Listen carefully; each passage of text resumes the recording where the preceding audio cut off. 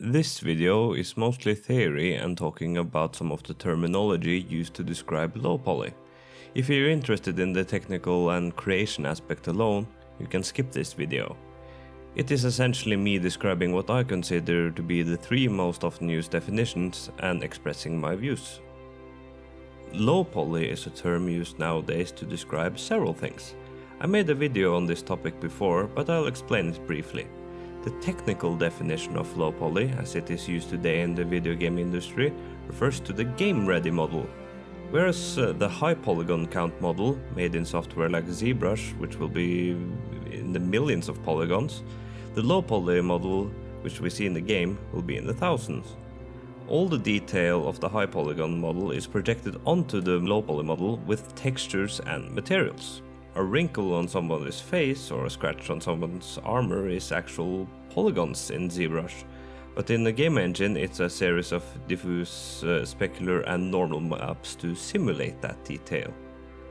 This series covers what I like to call retro Lowpoly, that being a style of 3D modeling and textures that resembles early 3D game graphics, particularly that of the 90s.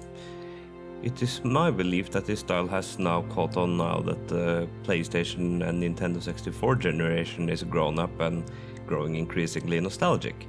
Lowpoly will likely never see the mass support and appreciation that the pixel art does, with its more niche style, but it certainly has its fans. Finally, there's an art style that's also known as Lowpoly that usually is depicted using decimated, untextured, brightly colored polygons, giving a sort of fractal look. I tend to call this poly art, if only to make the distinction between it and the other definition of Lowpoly. A very interesting style, and I have done projects in it before.